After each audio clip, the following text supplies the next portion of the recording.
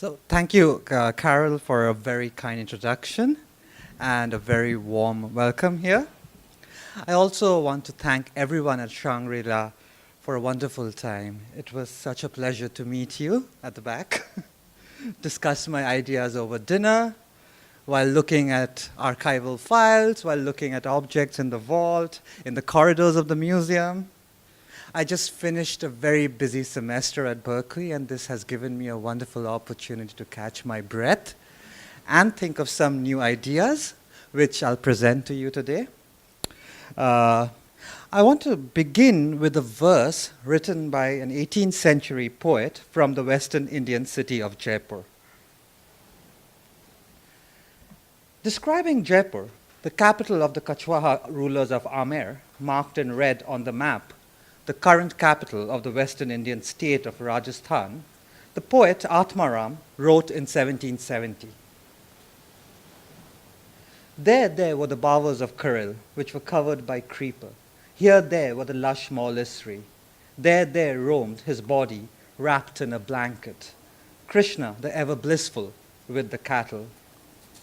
In Atmaram's 1770 description of Jaipur, we see an image of the Kachwaha capital as a beautiful garden where the divine Krishna roams ever blissful, a garden resplendent with Karil and molissery creepers, plants associated with the worship of Krishna. Rendering the city legible within a familiar language of Vaishnava poetic metaphors, that is the worship of Krishna, an incarnation of the Hindu god Vishnu, rendering the city legible within a familiar language of Vaishnava poetic metaphors, Atmaram thus transformed this Jaipur into an idyllic garden, epitomizing the pastoral home of the divine Krishna.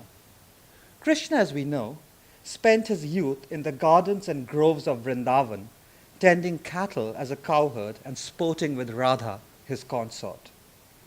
This painting from 1720, produced at the very time the city of Jaipur was being established, depicts that intimate love shared between the divine couple. Framed by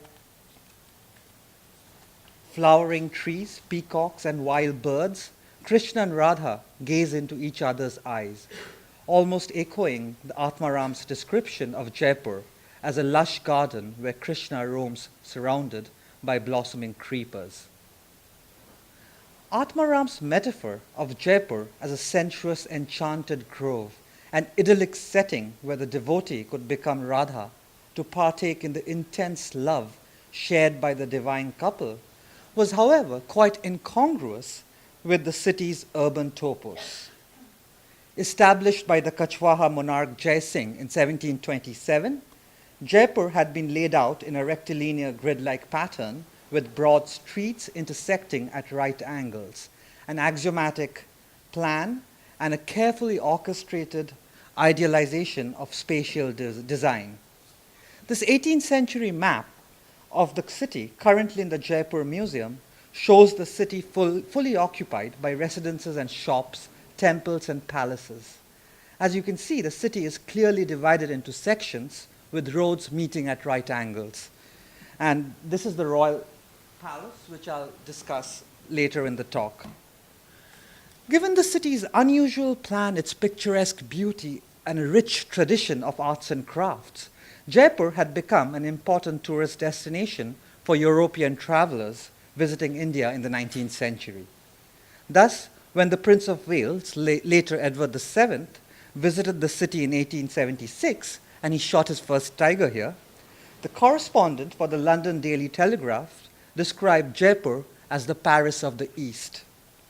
The correspondent, J. Drew Gay, who was otherwise very critical of Indian cities, notes, and I quote him, "In 1728, Jai Singh made Jaipur a handsomer spot than our metropolis of today, and for 150 years, the city has had wider thoroughfares and better drainage, prettier houses and larger gardens than any rival in civilized Europe." Of course, much can be said about this idea of a civilized Europe and a non-civilized, uncivilized non-Europe. But for the moment, let it suffice to note that by the late 19th century, Jaipur had captured the imagination of a global audience, as the quote also suggests. In fact, Doris Duke, during her 1935 trip to India, spent a few days in the city and over the years collected jewelry, enamel work, and textiles produced here, a theme I'll return to later in the talk. The allure of Jaipur was, however, hardly a product of the 19th and the 20th centuries. The city's extraordinary urban topography had drawn the attention of European travelers from the very moment of its conception.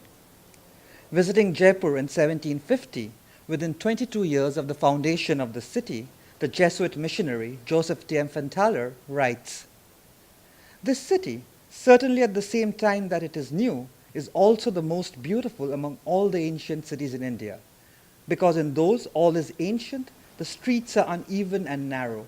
This one, on the contrary, has the brilliance of modern regular streets, wide and long. The main street, which leads to the Sanganer Gate, is also the widest, so that 6 or 7 carriages can easily, without touching or without turning, roll forward." As early as the 18th century, we thus find European descriptions of the city unequivocally emphasizing the regularity and symmetric geometry that marked Jaipur's urban topos. Yet, the Kachwaha court poet Atmaram, when writing the biography of Jai Singh in 1770, imagines the city not as a well-planned rectilinear grid, but as a lush pleasure garden where the divine Krishna roams blissfully. How do these dissonant images, one by a local poet and the other by a European missionary who had traveled to the city in hope of seeking employment at the royal court, allow us to rethink early modern urbanity in South Asia? Why was Jaipur visualized in local imaginaries as a fragrant garden where the divine Krishna roamed ever blissful? I want to turn to the social, cultural, moral, and even philosophical imperatives that led Atmaram to imagine the city as an idyllic garden. Of course, Atmaram was not the only poet in the 18th century to use the metaphor of the garden when describing the city of Jaipur. In 1739, yet another court poet, Giridhari, had described the 1713 Jainivas garden, a retreat built by Jai Singh, the founder of Jaipur, as a perpetual home of the gods.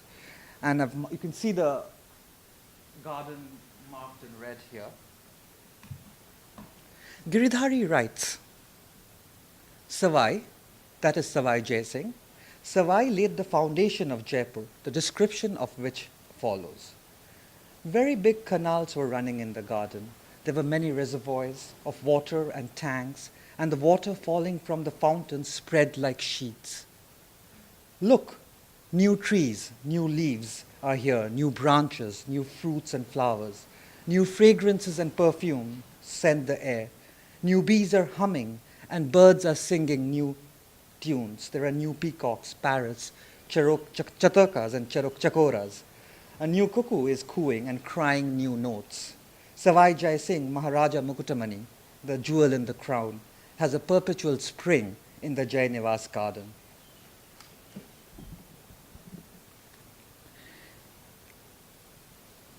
If we return to the painting of Radha and Krishna that I began with, one can almost see Giridhari describing not Jaipur, but the magical groves of Vrindavan, where Radha and Krishna joined each other in rapturous love. New trees, new leaves are here, new branches, new fruits and flowers, new fragrances and perfumes scent the air. New bees are humming and birds are singing new tunes.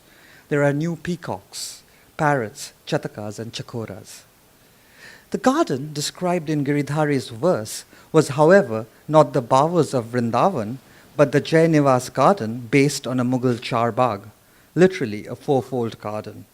As you might notice from the map, the charbagh is a quadrilateral garden with cross-axial canals, that is, two intersecting water channels or walkways dividing the garden into quarters. And you see it here, it's dividing into quarters with walkways and water channels. The charbagh is usually seen as characteristic of Mughal or Islamic landscape design in India, and a garden typology that you might be familiar with, a form that we see right here. In the recent past, scholars such as James Westcott, Fairchild Ruggles, Ebba Hawke, among others, have suggested that the charbagh, a Timurid aesthetic form, came to India after the Mughal Emperor Babur's triumph in 1526. Babur's garden at Dholpur, south of Agra, is perhaps the best preserved garden in India from this time. Known as the Lotus Garden, it is described in Babur's memoirs, where he notes that he personally chose the site and ordered the construction of a mosque, a bath, a well, and rock-cut watercourses. Very little of the garden exists today, but you can see the watercourses with lotus-shaped pools, and hence the name Lotus Garden. The layout was symmetrical, with a pavilion, a garden, and a pool placed at the center. Some scholars have suggested that the Mughal garden in India can be seen through the lens of paradisical imaginaries. In the Quran, paradise is often imagined as a garden surrounded by rivers, irrigated by water channels, and abundant with sweet fruit and fragrant flowers. Yet other scholars have suggested that the paradise symbolism was of less importance to Babur. Rather, for the Mughal monarch, the charbagh was an attempt to demonstrate his control over nature. By reordering nature, Babur made visible his mastery over the landscape. For instance, describing his 1504 renovations to a water channel at the Istalif Garden, 20 miles northwest of Kabul, Babur writes, "Formerly its course was zigzag and irregular. I had made it straight and orderly, so the place became very beautiful."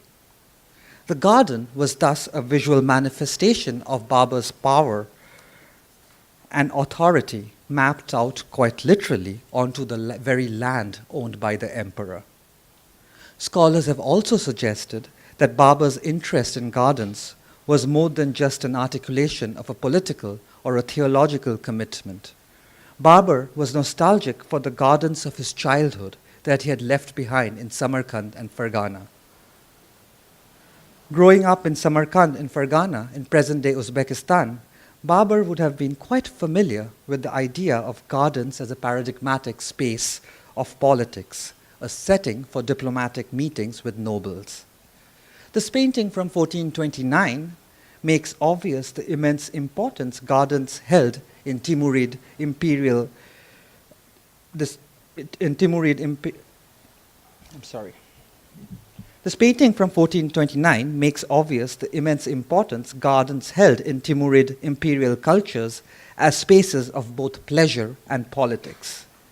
In this painting, we see the Prince Shah Rukh and the Timurid aristocracy enjoying a party in the garden at Herat.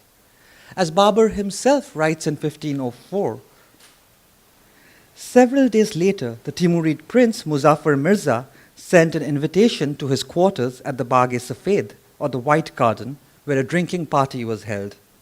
The pleasure cups were filled, and the cupbearers began to circulate and offer them to the guests, who started gulping down the clear wine as though it was the water of life. Here we had come to a fabulous city like Herat, where all the implements of pleasure and revelry were already and present, and all the devices of enjoyment were close at hand. If I didn't drink now, when would I? Thus, when Babur reached India, he perhaps imagined the garden as a ritualized space, a stage where he would meet nobles and hold celebrations so that the Timurid customs could be maintained in North India. This painting, one that has often been described as one of the largest and most significant of all Mughal paintings, served to foreground the multiple meanings that the Mughals associated with the garden in South Asia. We see a Persian-style garden with 4 figures seated in a pavilion, around which are another 12 figures. So you have 4 figures seated here and 12 figures. And incidentally, this painting was purchased by the British Museum in 1913 from Ganeshi Lal, a dealer in Agra. Doris Duke also was who was also Doris Duke's main dealers in India. Executed in gouache, the painting was commissioned during the reign of the Emperor Humayun, Babur's son and the second Mughal emperor. The central figure seated in the pavilion is certainly Humayun. We know that artists in Humayun's atelier began working on the painting in 1550, but the painting was not completed under Humayun's direction. Later Mughal emperors continued to insert their own portraits into the painting, as if asserting their legitimacy by symbolically including themselves in an illustrious genealogy of Mughal kingship. Thus, subsequent Mughal emperors, Akbar, Jahangir, and Shah Jahan, face Humayun. The painting also reaches into the Mughal past through the figures of the earlier Timurid rulers seated around the pavilion, each bearing an identificatory label. We can identify Babur in deep conversation with an earlier Timurid prince. The Mughal emperor, Humayun, surrounded by his Timurid ancestors, thus receive his descendants. The painting thus presents the garden as a powerful symbolic space, the appropriate mise-en-scène for the enactment of a carefully orchestrated drama of Mughal kingship. By the 16th century, the Charbagh also held persuasive meaning as the earthly reflection of the paradise to come. It is this symbolic meaning that we find deployed in Mughal tomb gardens, for instance, Humayun's tomb in Delhi, and of course the Taj Mahal in Agra, both using water channels and complex garden systems as a centralized organizing structure. A number of scholars have remarked upon the symbolism of these garden tombs. Through a close reading of texts, theology, and inscriptions, Wayne Begley, for instance, suggests that the Taj was imagined as the throne of God, which tradition situates directly above paradise, and upon which God will sit judgment on the day of resurrection. Given this specific and fairly explicit political, cultural, and theological genealogy of the Mughal Charbagh, why did Jai Singh, a devout Krishna worshipper, build Jaipur, his new city, around this garden typology, long associated with both Islamic ideals of paradise and Timurid power? Surely from his close interactions with the Mughals, which I'll discuss later in this talk, Jai Singh was well aware of the sustained preeminence of the Charbagh within the Islamic imperial idiom. Today, this question takes on a special urgency. Exactly 11 years ago, in March 2002, Hindu-Muslim violence erupted in the western Indian state of Gujarat. Hindu extremists killed 2,500 local Muslims in a systematic genocide supported by the state government. Even as 2002 remains a watershed in the Hinduization of the Indian public sphere, this was hardly the first or the last incident of violence against India's Muslim community. On a December afternoon in 1992, the nation had watched in horror as a few thousand men, largely members or sympathizers of Hindu nationalist organizations, congregated in the North Indian pilgrimage town of Ayodhya in response to a call to liberate the purported site of the Hindu god Rama's birth. Like Krishna, Rama is also considered to be the god Vishnu's reincarnation. Rama, Hindu nationalist organizations claimed, was born at the precise site on which stood the Babri Mosque and where an ancient Rama temple had been desecrated and destroyed in 1528 by a noble in Babur's court. When thus presented, the Babri Mosque in Ayodhya became the material embodiment of past Muslim violence against Hindus, the mark of a threatened Hindu majority. The image of Hindu activists atop the mosque's crumbling structure remains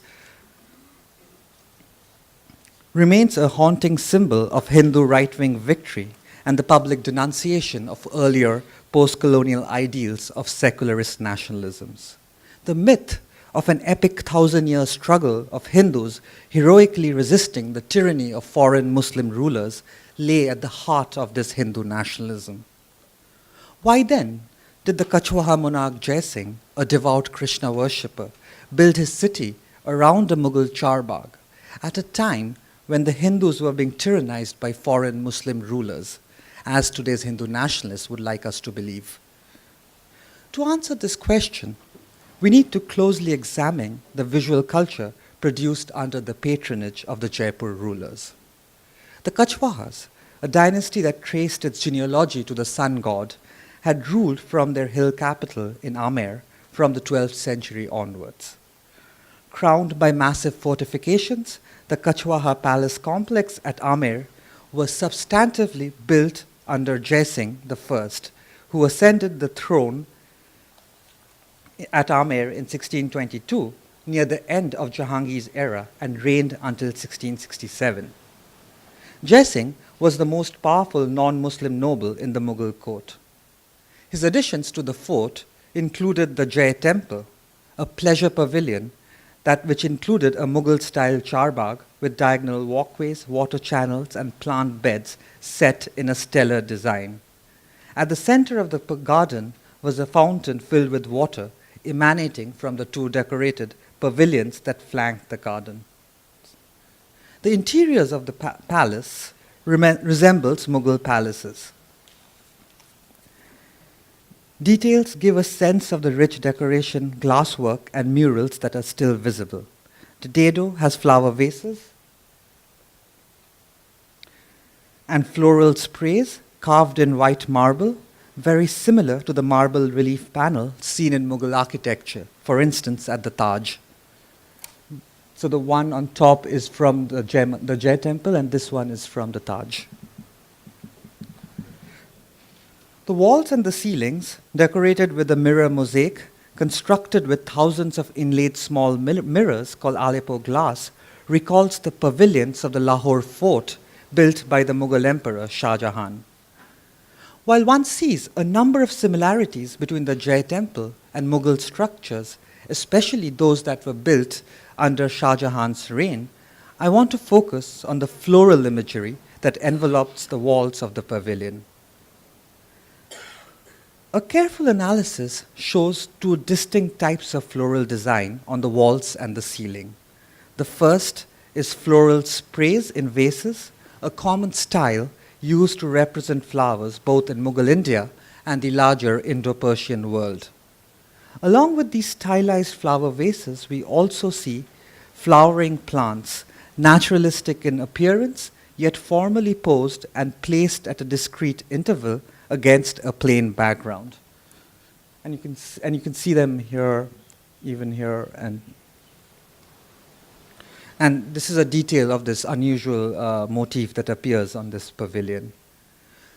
Scholars writing on the history of this motif have suggested that this architectural pattern was first developed around the 1630s under the patronage of the Mughal Emperor Shah Jahan. Earlier Mughal architecture, for instance the tomb of Itmad-Daula in Agra, a tomb built for the Queen Nur Jahan's father, typically depict arranged flowers in vases.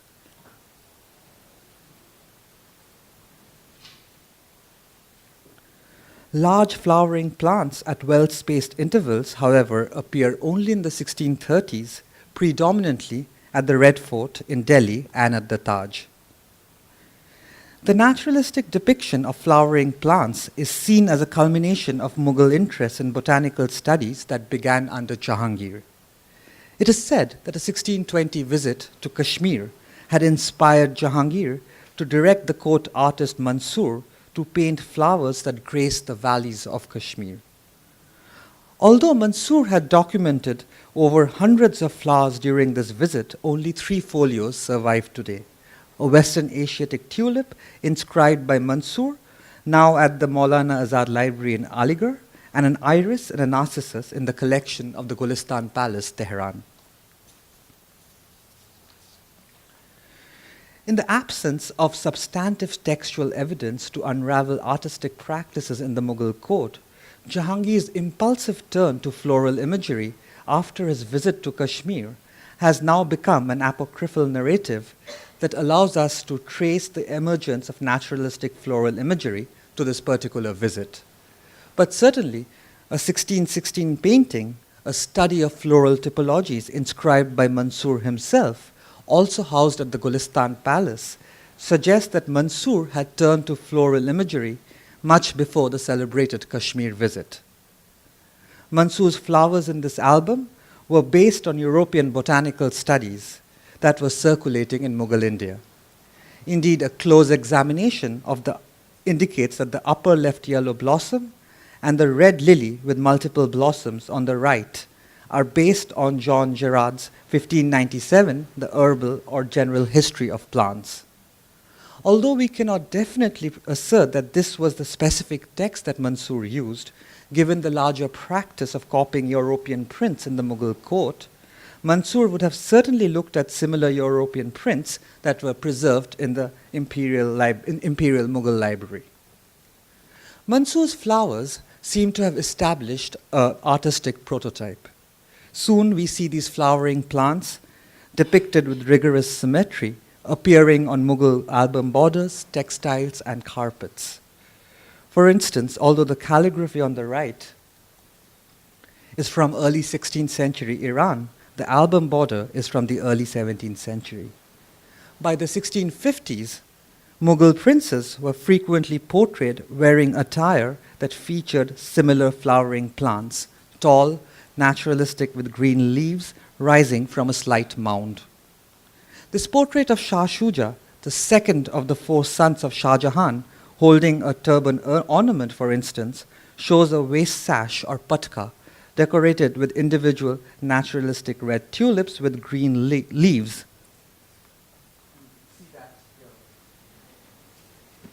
A visual form that was introduced by Mansur in the early 1600s.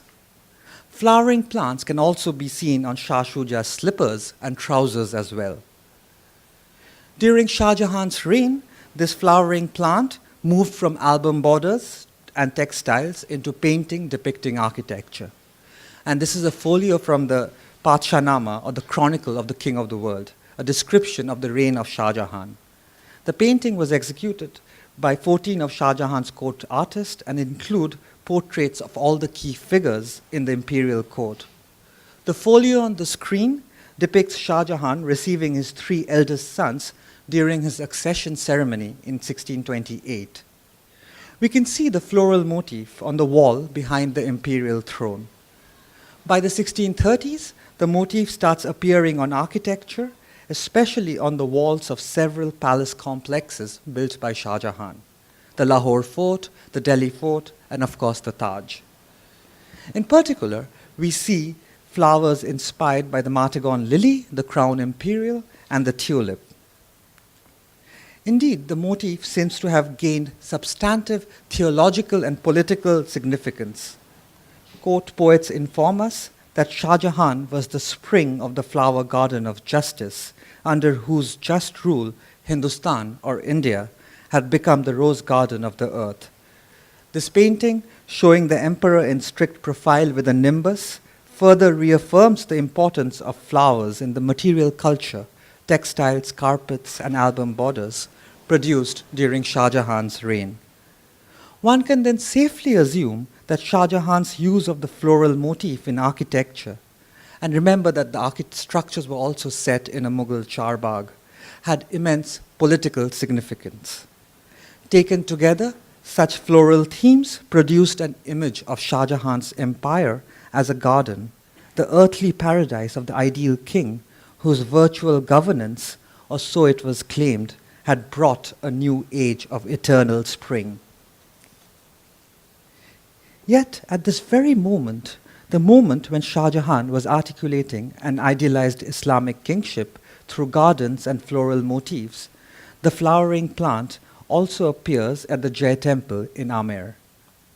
We know that work on Jai Singh's Amer palace had already begun by 1637, when Shah Jahan issued a decree ordering the Kachwaha ruler to immediately cease work on his palace complex. Both the stone masons from Amer and the marble from the quarries in the Kachwaha territory were needed for work on the Taj.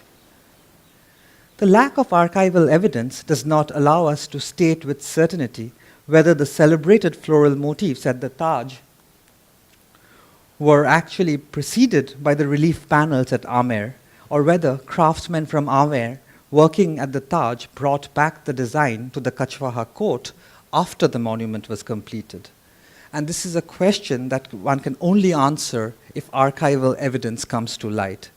But certainly, the almost simultaneous making of the Taj Mahal and the Jai Temple hints at a more complex history than what scholarship till date has suggested. Scholars have suggested that this particular Mughal floral motif had seeped into non-Mughal architecture only after the death of Shah Jahan in 1666, when Mughal imperial associations with the motif had become less direct or less palpable. But the marble panels at the Jai Temple suggest that both Jai Singh and Shah Jahan had simultaneously started using this floral motif in their own respective fort complexes. In fact, we see this design typology not only in architectural reliefs in Amer, but also in textile patterns. A 1667 portrait of Jai Singh shows the devout Hindu king wearing a waist sash with a pattern that we've already encountered in the 1650 portrait of the Mughal prince Shah Shuja. In fact, much like Shah Shuja, Jai Singh's attire is embellished with flowering patterns arranged at discrete intervals against a plain background. And you can see how the same floral motif appearing in the Pashta here and the Pashta here, so suggesting a connection between these two sartorial cultures. By the mid-17th century, carpets used at the Amer carpet, for instance this pair at the Doris Duke, were also embellished with rows of floral sprays, including tulips, chrysanthemums, and poppies. Yumiko Kamada, in a recent talk here, has carefully researched the provenance and history of these specific carpets. When we usually discuss these or similar carpets, we tend to bracket them as Mughal, that is produced at or for the Mughal court. But as Kamada suggests, Jai Singh purchased or commissioned this pair for the Amer Palace, perhaps from Lahore. In fact, paintings produced in Amer in this period established the importance of the floral motif at the Amer court. One of the earliest dated paintings from Amer, and we know that this painting is from 1709 and was produced at the Amer fort, shows not only architectural surfaces, but carpets, bolsters, and even clothes lavishly adorned with large flowering plants, a motif that we today tend to associate only with the Taj Mahal.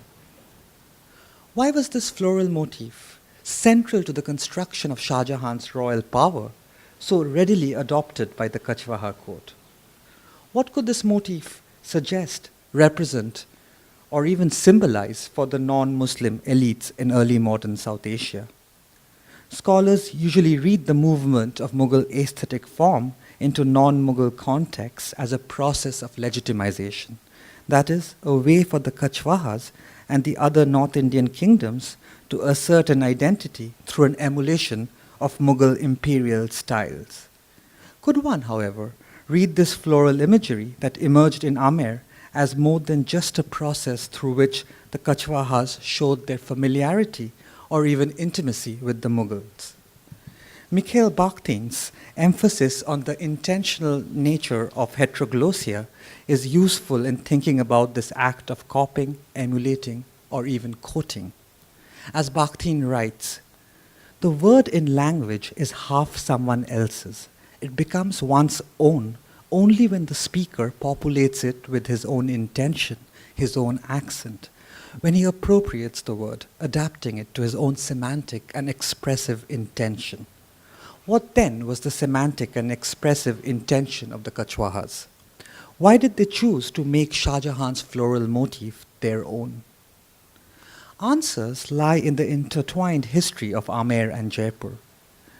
In the early 18th century, Jai Singh II decided to move his court from the fort complex in Amer to the city of Jaipur, which lay in the southern alluvial plains of his kingdom.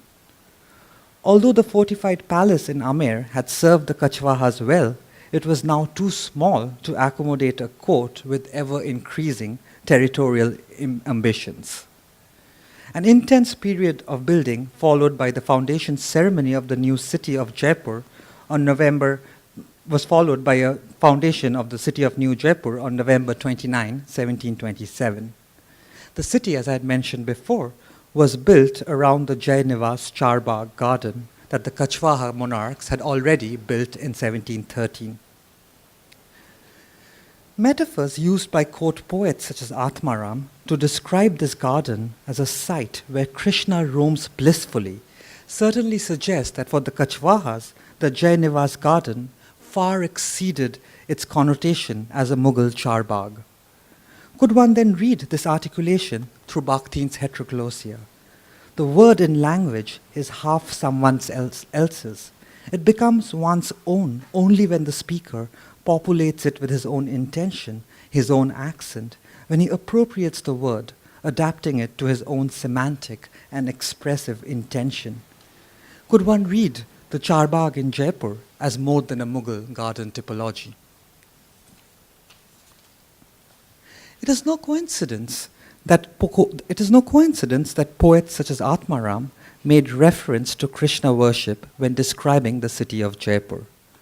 The Kachwahas were devout worshippers of Krishna, and from the 16th century onwards had been the principal patrons at the pilgrimage site of Vrindavan, 60 miles south of Delhi, the site where Krishna had purportedly spent his youth.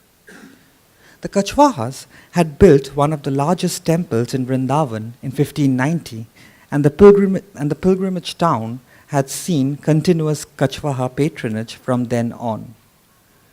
Given the status the Kachwahas commanded as devout Hindus, the Mughal Emperor Aurangzeb had even made a Kachwaha monarch the military commander in the region to reinstate peace after local warlords rebelled against the Mughal throne in the early 17th century.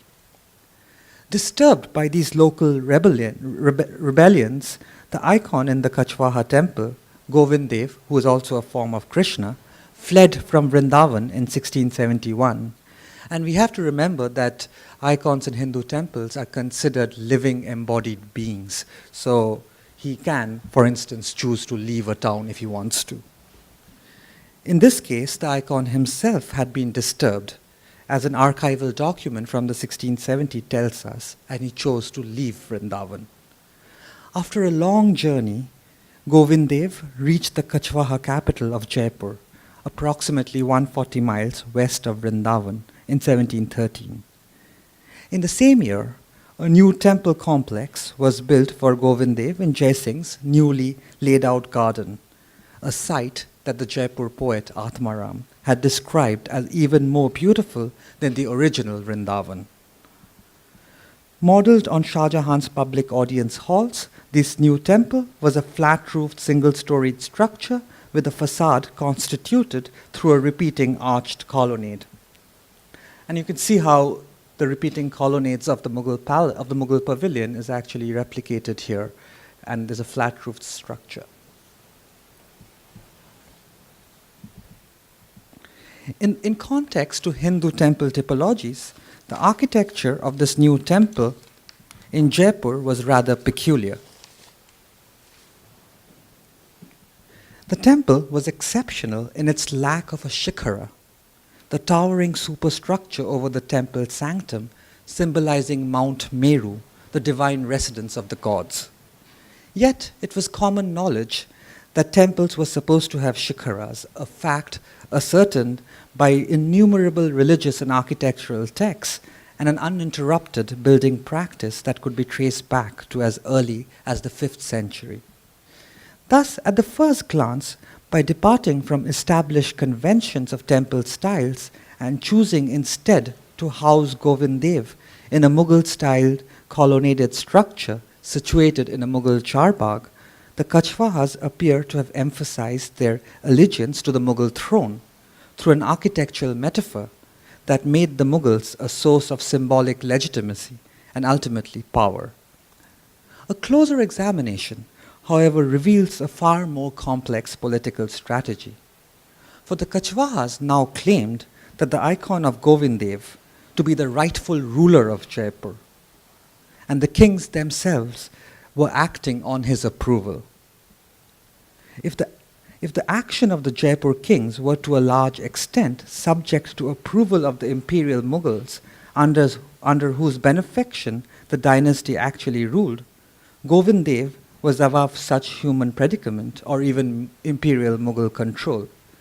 By acting on Govind Dev's will, the Kachwahas then could become fully sovereign, at least symbolically. Residing in a temple modeled on Mughal imperial structure set within a charbagh, the icon of Govind Dev also effectively appropriated within his own divine personhood the power of the Mughal kings, thus becoming completely sovereign, as only God could be.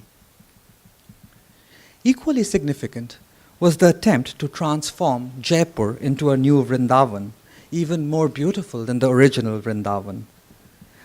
That the creation of this new Vrindavan in the Kachwaha capital of Jaipur was simultaneous to the dynasty's loss of political and moral authority in Vrindavan is undeniable.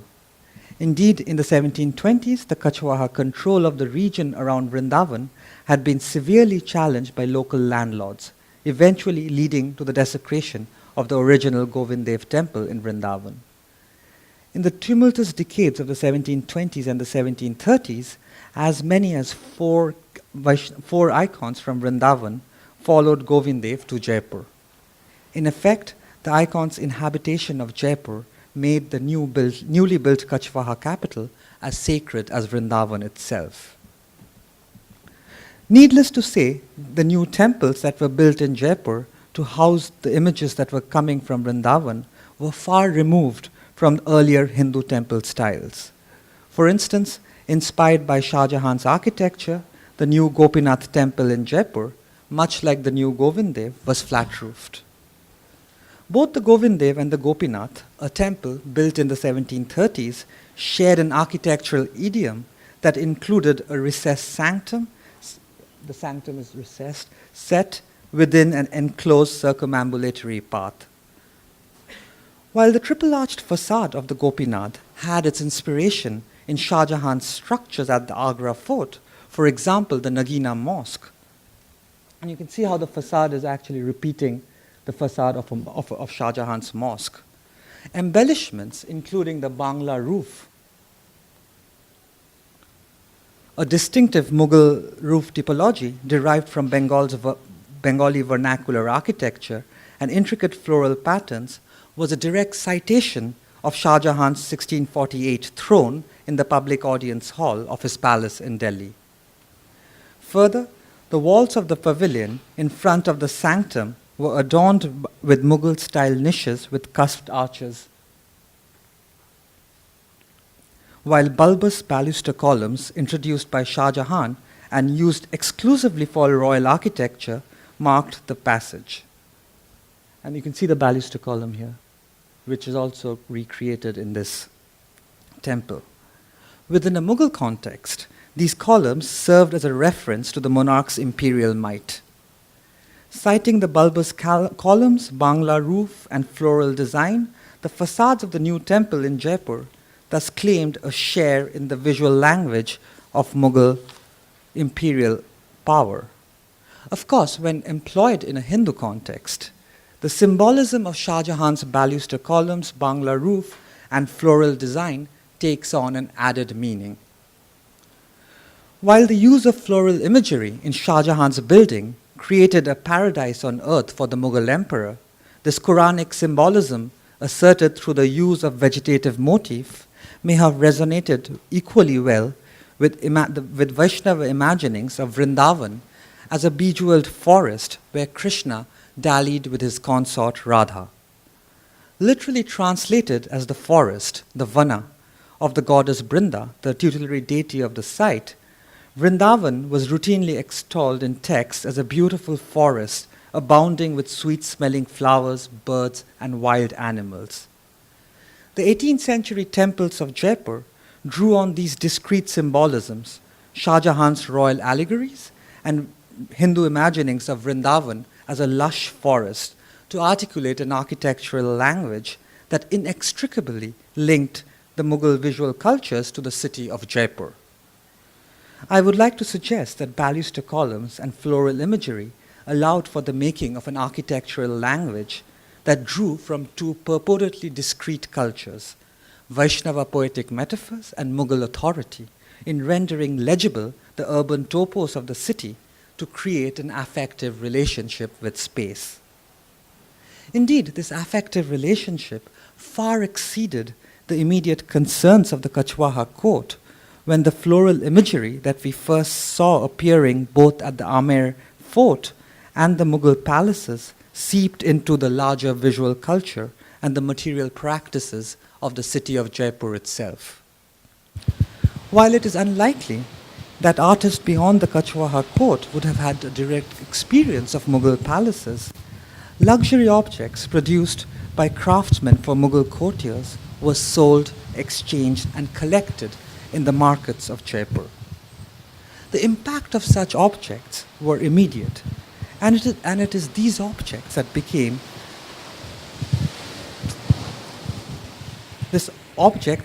a palpable source for design.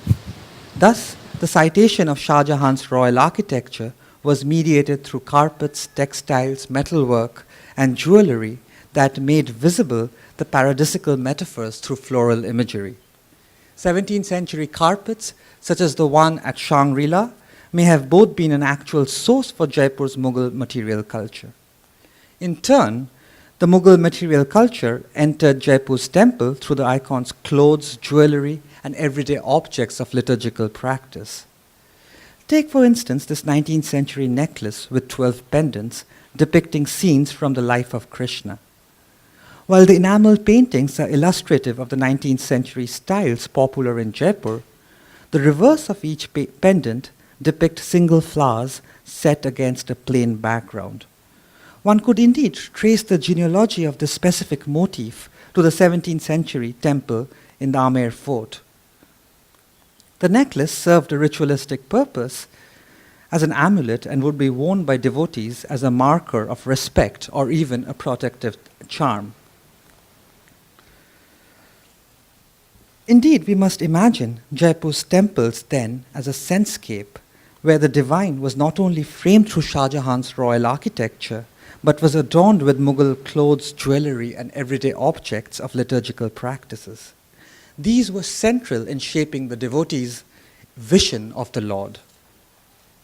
The design of the 19th century enamel necklace was hardly exceptional.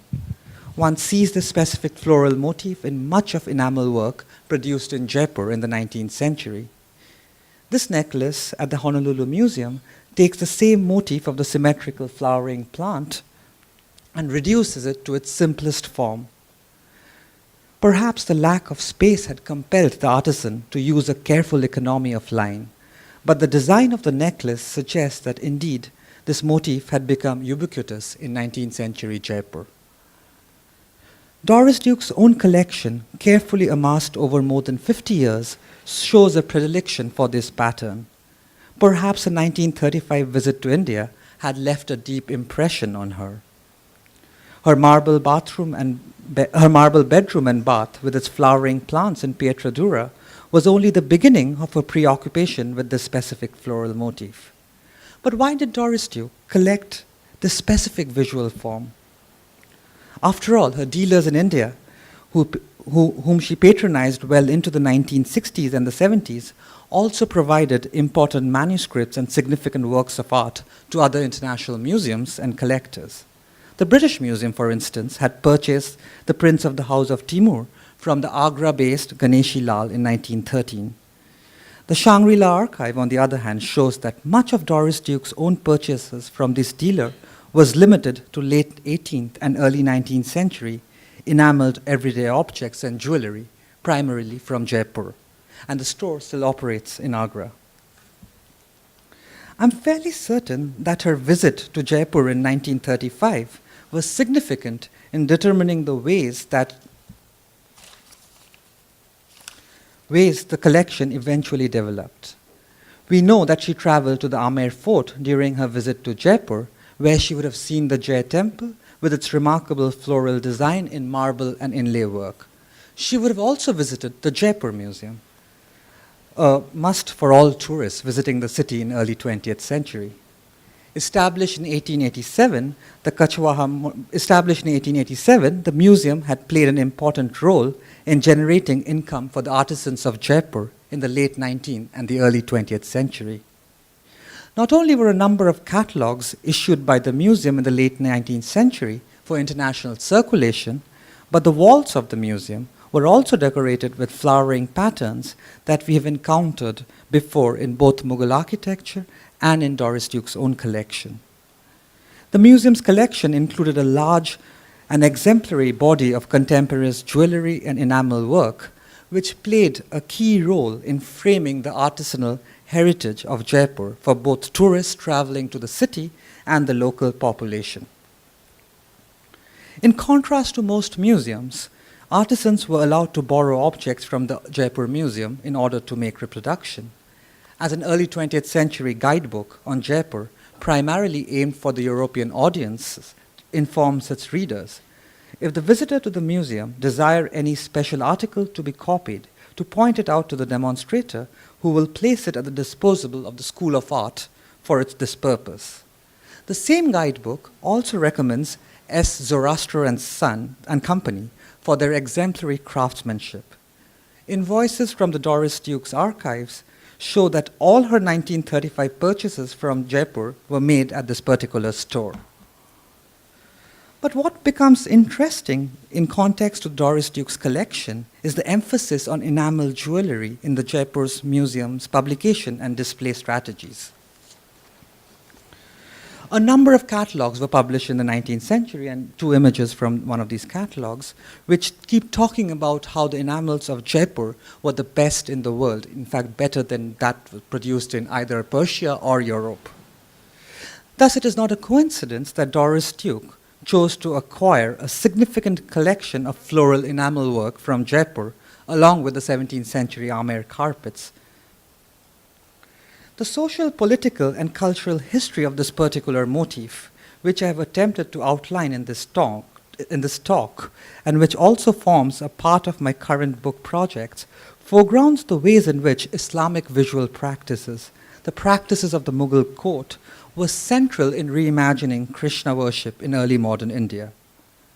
The act of tracing the genealogies of Krishna worship as we know it today to Mughal practices allows us to problematize Hindu right-wing attempts to present the figure of the Muslim in India as the irreversible other, one with whom the only relationship is that of antagonism.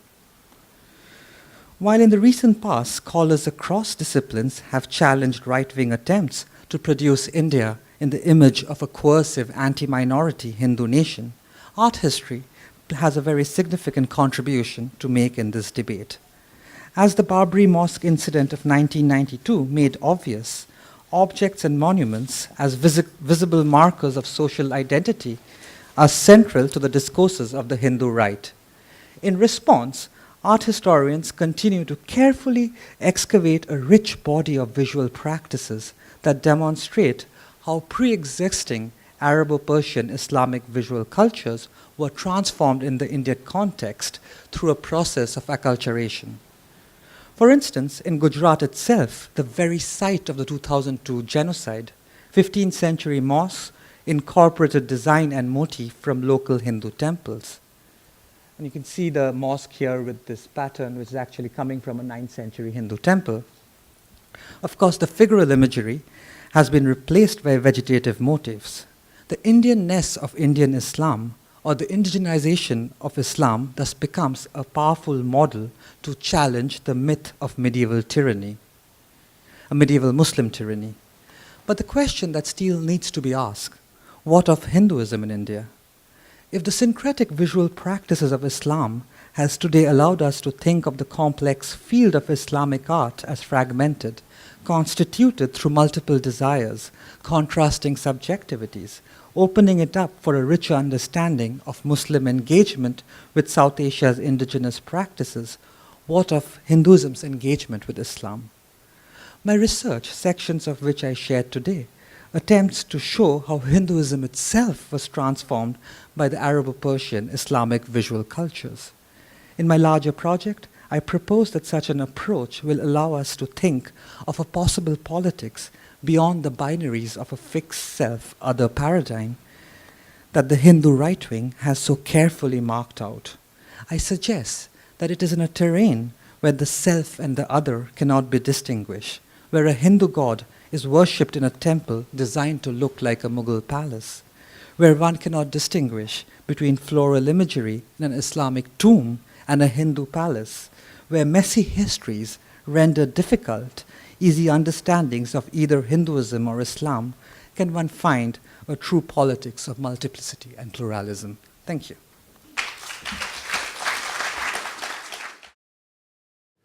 Thank you so much, Dr. Ray Sugata. He's graciously agreed to take a few questions, if anybody has any questions. Yeah, that was great, Sugata. I was very interested in the attention you paid to the Doris Duke collection and to the really cool picture of her in India on an elephant or whatever. So while you were here, did you find out a lot about her India connections? And was it her taste that guided her, or particular people who advised her, or what?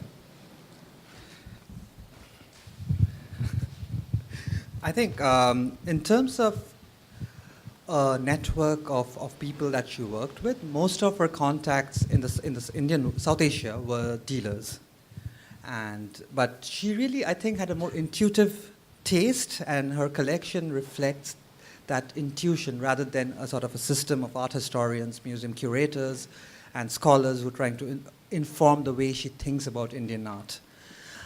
I am trying to find traces of, like, for instance, her connections with the IFA and NYU. So she did have a connection with the IFA, the Institute of Fine Arts in New York University.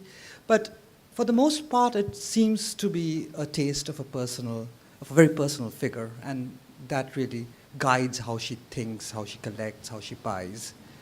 So what was she looking at? She was going to these places. And the photograph is of her going to the Amer Fort in Jaipur, so she probably went and saw the murals there, and that touched her somewhere, and she thought of buying floral imagery in terms of jewelry. So in a certain way, I think it's more her travels that influenced her rather than a body of scholars in influencing what she bought or collected. Although in terms of your discussion of Hindu and Muslim issues, it's so overwhelmingly the art here is Muslim, although I did notice a Hanuman statue in one of the squares. In storage here, are there more Hindu images or I don't motifs? think her South Asia collection is actually divided in terms of either Hindu or Islam. And we can't even say what is Hindu, what is Muslim. Right. When you're talking about a shrine which is based on Mughal architecture, is that Hindu? Is that Islamic? I mean, these textiles, for instance, were made in Jaipur. And a lot of jewelry that she collected were used in Hindu liturgical practices. So I would say her collection, the South Asia part of it, was more in terms of a certain visuality, a certain aesthetic, rather than religious lines. She has a lot of manuscript paintings. She has a set of paintings that show erotic scenes, which is un-Islamic. So I don't think it's divided in terms of a certain theological imperative. Other questions? When you're comparing Agra Fort and Agra, the Taj Mahal, and the time period, were the workers necessarily religious or secular? Were they the same people from the same town? Were they related to each other? In much of South Asia's, at least post 15th century, where we start getting records, the artist's personal religious commitments do not inflect what he or she produces. We know that the Mughals had Hindu artists. We know that the Kachwaha rulers who were Hindu had Muslim artists. But we have records that show that Shah Jahan, for instance, asked the Kachwaha ruler to send his craftsmen to Agra to build the Taj. So there was a direct connection at this point between these two palace complexes. It's very difficult to find these histories because these are not recorded in the archive, unlike, let's say, European guilds, which have good archives. This is one instance where we know that a craftsman went, not even craftsman, even the marble, went from Jaipur to Agra. So the connection there is really strong. But much of post-Mughal and post-Mughal art, the artisans were never really seeing their own work as defined by their religious practice. In fact, the best artists in Mughal court were Hindus. So, I don't know quite how to phrase this, but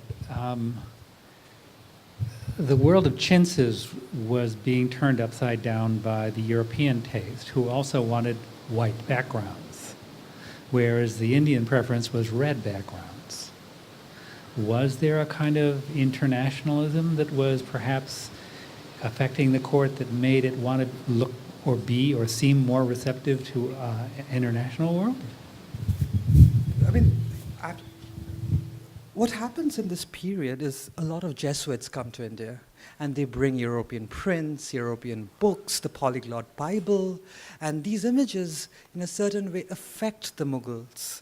They see these beautiful portraits of Madonna. But usually scholars would read it, the conventional way of reading it would be, here comes the West and India is westernized. But recent scholarship has suggested that the Mughals took these Christian images, took these Western images, and completely transformed them for a different politics. For instance, we know that from Akbar onwards, the Mughal emperors loved buying portraits of Jesus and of the Virgin and the Child. Now, why would they love it? Because they themselves saw that the Mughals would claim that they were born of divine impregnation.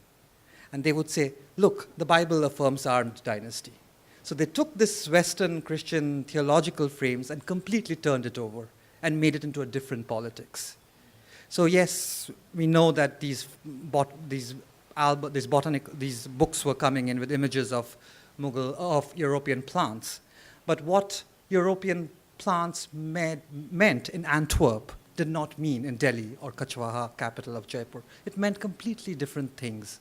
And there was a reappropriation happening there.